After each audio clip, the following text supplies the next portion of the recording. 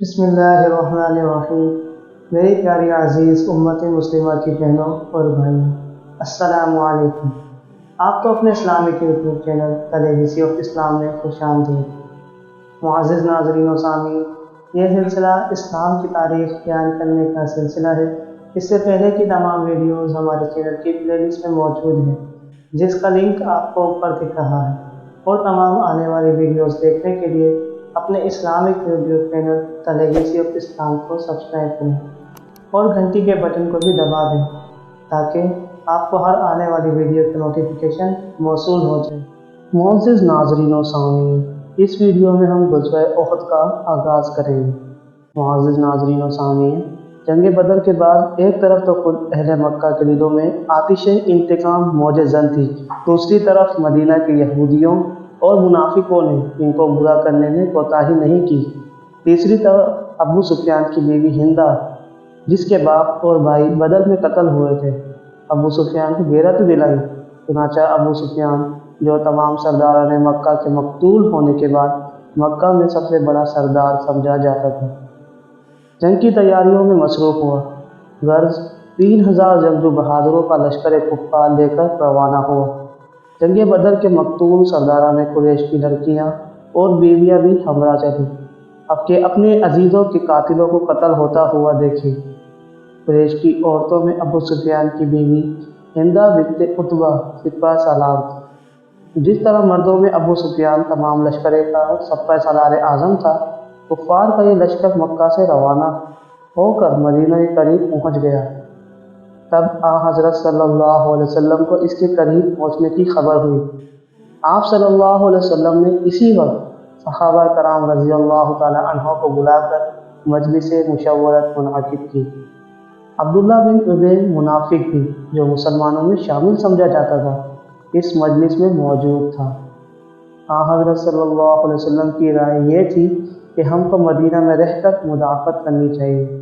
آپ صلی اللہ علیہ وسلم کی یہ رائے اس لیے بھی تھی کہ آپ صلی اللہ علیہ وسلم نے خواب میں دیکھا تھا کہ تلوار کی تو تھوڑی سی دھار گر گئی ہے، جس سے آپ صلی اللہ علیہ وسلم کو یہ اندیشہ تھا کہ شاید اس معرکے میں مسلمانوں کو کچھ نقصان پہنچے۔ پھر آپ صلی اللہ علیہ وسلم نے دیکھا تھا کہ اپنا ہاتھ آپ صلی اللہ علیہ وسلم نے ایک ذرہ میں ڈال دیا ہے۔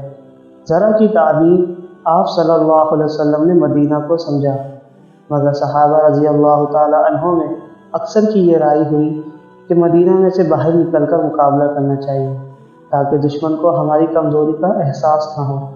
1000 آدمی آپ صلی اللہ علیہ وسلم کے ہمراہ مدینہ سے روانہ ہوئے۔ ابھی کچھ ہی دور چلے ہوں گے کہ عبداللہ بن ابی، جو منافق تھا، اپنے 300 آدمیوں کو لے کر مدینہ کی طرف واپس چلا آیا اور کہہ دیا کہ ہماری رائے پر چونکہ عمل درآمد نہیں ہوا، اس لیے ہم مدینہ سے باہر جا کر نہیں لڑیں گے۔